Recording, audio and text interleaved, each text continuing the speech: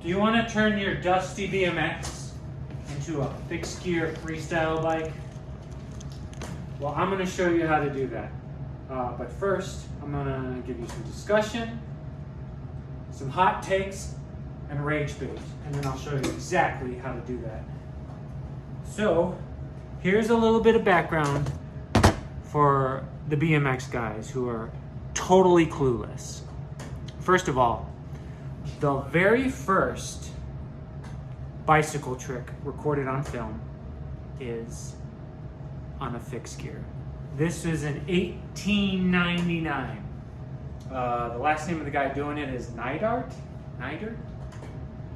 The video opens with him doing this backwards circle. He does some bar spins, track stands, but this is clearly a fixed gear bike.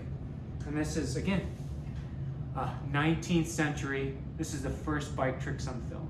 So very first bike tricks are fixed gear tricks.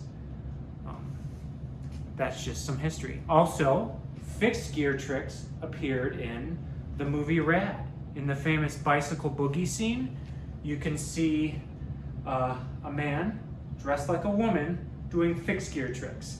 That rider is Pat Romano. And the tricks he does are quite fun to do on a fixed gear. Mostly that bar spin thing where you're going like backwards and the bars are spinning.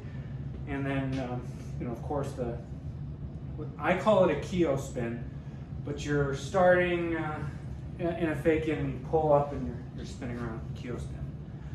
So there's that. There's also the famous, so that was 1986, there's a famous Mountain Dew commercial where some old school riders are doing tricks and Mountain Dew. I'll show that right now.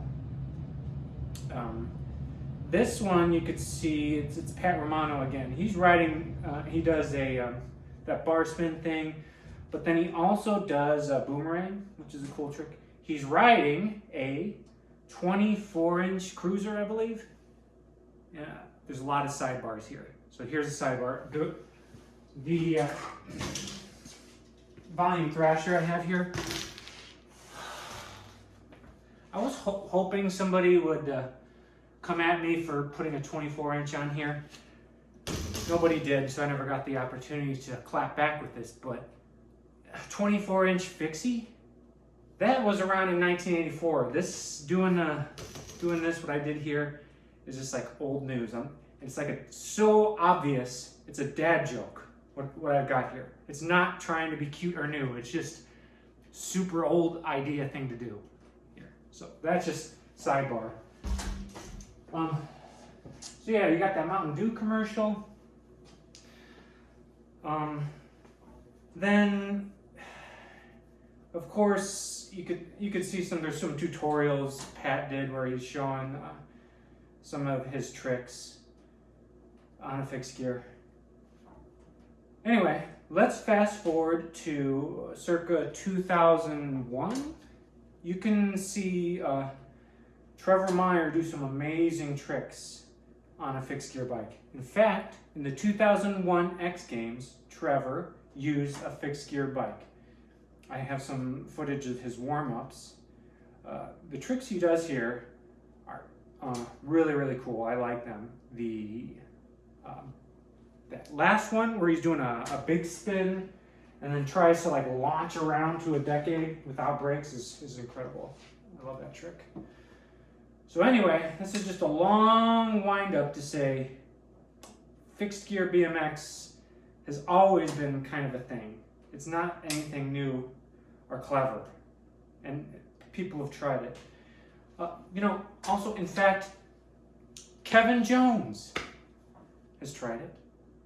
Chase Gwynn has tried it. So what makes you think you're too special to try it? Just try it. So here's a fixed gear hub. All right, so what is it? It's a hub. There is some right-hand threads and some left-hand threads. Okay, Yeah, I might have already lost you, BMX guys. And then you might recognize this side. This is where you thread on something called a freewheel. Some of you guys should know what that means. But let's concentrate on this side. And then let's also note the overall width of this hub. The overall width of these typical modern hubs is approximately, oops, let's zero this out. Approximately 100 millimeters, say, right? And you should have something in your mind saying, 100 millimeters. My bicycle is 110 millimeters or 112. A track bike's hub spacing uses some of these lock nuts here. It builds its width up to 110 or 120 rather. So if I put all these nuts on here,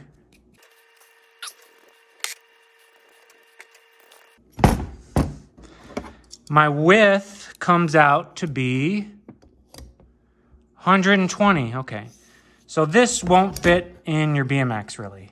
Let's try to take this directly and put it in a BMX. See what happens. Here's a BMX. Dyno Slammer. What happens when I try to put it in here? Oh, it doesn't fit. What am I gonna do? What do I do in this situation? Well, it's quite easy. What you need to do is start doing a workout where you pull like this, and then what you're gonna do, I'm just kidding. I'm totally kidding. Don't do that, you caveman. So, all right, we have a 120 here. I need to get it down to BMX bikes again are about 110. What do I do? What do you think I've got cooking here? Any answers? Yeah, this is like Dora the Explorer. I'm gonna take out some of these lock nuts, or put in thinner lock nuts. You know, don't you have any old wheels where you might have thinner lock nuts? So that's kind of the punchline here. For this, if you have a bike with a 3/8 rear axle, you can use a regular track hub to just respace it to 110, and it'll fit in there. You don't have to pull out your bike. Let me finish the discussion here in case you're still kind of lost on how one of these works. So there's two last pieces here that I want to talk about. This is called a cog, and this is called a lock ring. The way it works, so you have to have it on right-hand drive, right-hand side. The cog threads on, it's a traditional right-hand thread. So you thread that on. And then you use, so you'll normally want this lace tool wheel when you do this. You'll use a chain whip to tighten that down. Then you always have to have a lock ring when you have a fixed gear like this. The way a lock ring works is it's threaded with a left-hand thread. So you could see in my mind, I have to like work backwards. I'm threading this on, even though in my mind it feels like I'm threading it off because it's left-hand. So you have a right-hand thread and you torque that down, and you have a left-hand thread. This lock ring uses a tool you might not have ever seen. The tool to tighten up the lock ring called a lock ring wrench. Park Tool makes one. Here's what it's called. You might already have yourself a chain whip. It's used in also non-fixed gears. But the way a lock ring tool works is you kind of fit it in there and you find the right side and you just tighten like that. You use the little notch and then the wrench to tighten. And there's typically two sides. You find the side that fits the best. And don't strip that out. So that is the easy case. You just adjust your lock nuts here to fit in the space of your bike. Now you're saying, what happens if I have one of the bikes where I need a 14 millimeter axle. Now that's a legitimate question. I like that question. So let me show you what I have here, and then I'll take it apart and show you. I'm gonna have to take it apart, so I'm gonna cut the video there.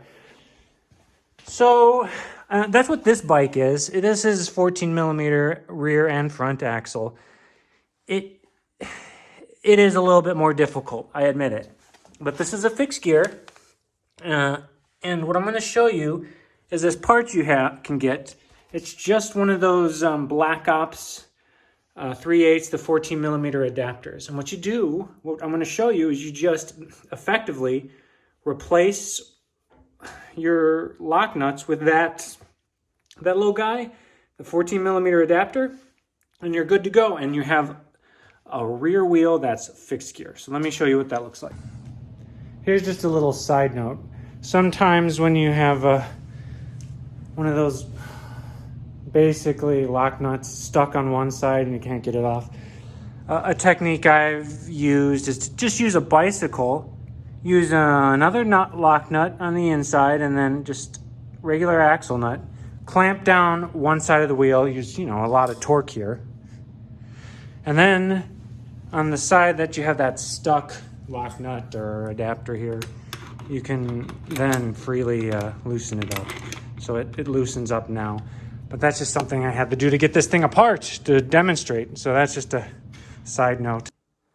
Okay, so this reminded me, taking this all apart and then trying to do a video on it reminded me that these do have a shortcoming. The thread depth is just a little bit short for your default, regular off-the-shelf 3/8 track hub. So what I did have to do is a tiny, tiny modification using a precision hacksaw to shorten up the axle so that the adapter can fully thread on. So I totally forgot I did that. It only takes, 5 minutes. You kind of thread it on there, see how many threads you can count before it bottoms out, and then cut that amount of threads off on the outside so that you can get your axle adapter to fully get in there. So I totally forgot I had to do that. I will say that when I did this thing on the 120 hub here for the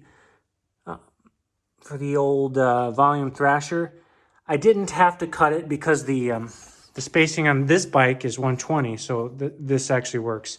So I built this BMX with these adapters maybe a year ago, so I totally forgot. So yeah, so you'll have to make a decent modification. You'll have to use a hacksaw. It's not that hard though. Everybody can use a hacksaw. You can get a hacksaw. It's cheap. There's other ways you could cut the axle down too. Or, you could just try to force it, see if you can get it. You probably won't be able to get this all the way seated. So let's see here. Yeah, so the moral of the story is these thread on there, and then it gets put onto the BMX bike, and then you'll have a 3/8 to 14 millimeter conversion, and then you'll be able to use fixed gear, do all the classic fixed gear tricks. But yeah, taking this apart reminded me, when you're using a off-the-shelf hub, you'll want to see how many threads short you are. So on this one, you can see that's how far I am from bottoming out. So cut that much off the end on the same side. So you could just either measure it or eyeball it. Let's say I see 4 threads in there. You'll unscrew this, cut off about 4 threads, and then this will be able to go all the way on. Same story here. You thread this on,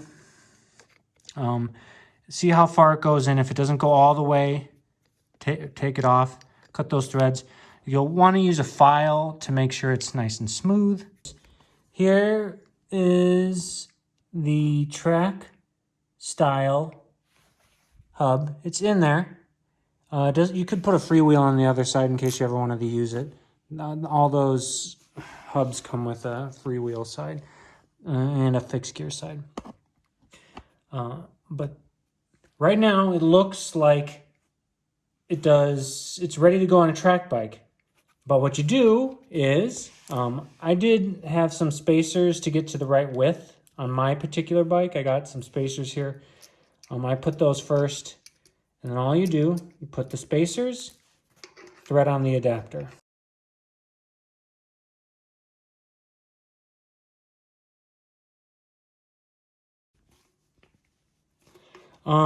If you want to, you could use that technique where you have the 3/8 axle on a frame, and then you can tighten up one side and then thread on the other side and tighten it up. I found mostly getting it hand tight is okay. What you do then want to check is, does it go in your frame nicely? So you'll position it. Will this go in the frame? Is your spacing looking good? So when you put it in there, you want it to be able to, you don't want to have to force your frame open. You want it to go in snugly and not have too much play. That's the key. You want to have a good spacing. So at the end of the day, you want your spacing to not need to flex your frame like a caveman. Don't be a caveman. So here's a final summary in case you want to watch this video again but don't want to suffer through all the sidebars and insults.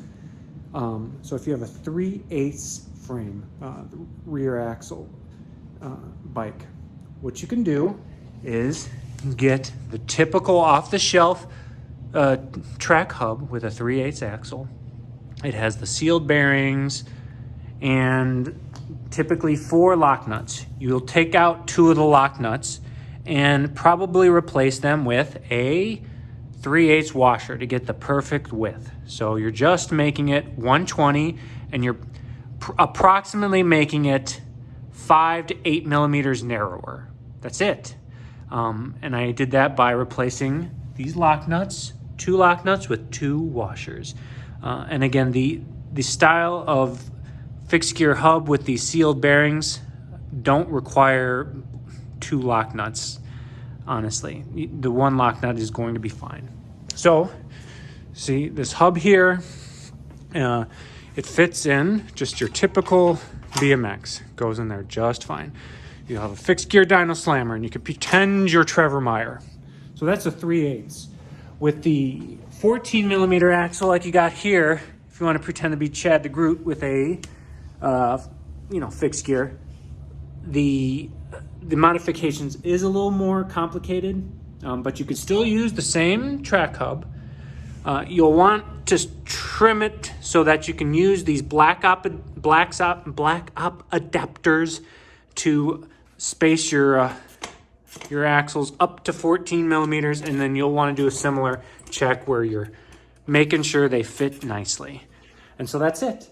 So you can turn a typical track hub that you could buy on Amazon or wherever, make sure it's 3/8, and use an adapter. So have fun out there. Good luck.